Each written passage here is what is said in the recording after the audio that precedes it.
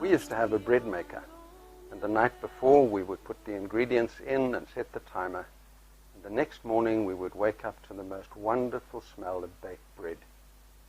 You know what made that smell? It was the yeast.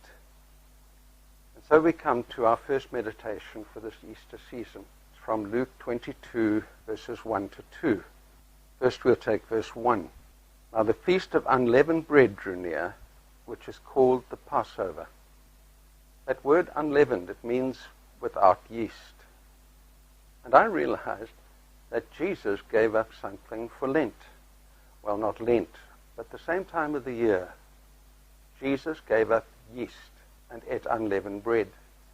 Now that unleavened bread was nothing like the matzah we can buy from the shops now, which has been processed and had additives to make it taste really nice. It was the bread of affliction, and Jesus ate it. He gave up something. It was a symbol that he'd given up everything to come into this world and save us. And so Jesus gave up something for Lent. And then that word Passover. In my meditation, I closed my eyes and I imagined myself to be a 12-year-old boy on that first terrible Passover night in Egypt. And I knew that the angel of death was passing over.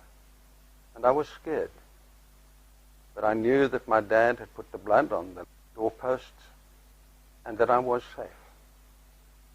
And the next morning when I woke up and I was alive, I knew from that day onwards that my life was a gift, that everything I had was a gift. And so it is with you and me. Our life is a gift. It cost us the life of another being for us to be saved. And because everything is gift, I'm owed nothing. I have no rights. Everything is a gift from Jesus. There's a phrase of a song that will be on my mind right through this Easter time. And it's the phrase, how deep the Father's love for us. And then verse 2, very different.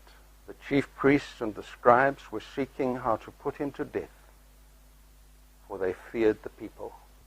The chief priests and the scribes wanted to put to death a man who had done nothing but good, because they feared he would interfere with their authority over people.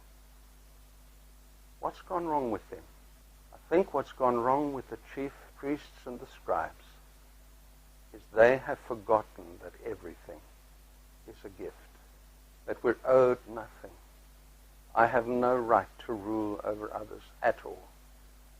And so they have forgotten that life is a gift. And so this Easter, the second phrase that will go through my mind from that song is, it was my sin that held him there.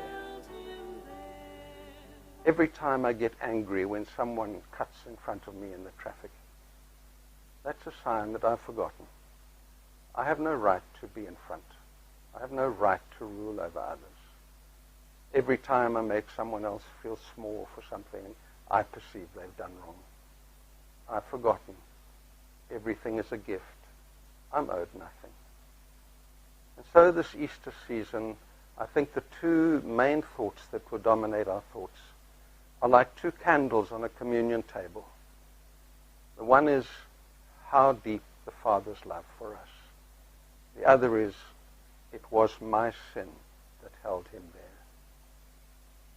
God's love and my great tendency to forget. His wounds have paid my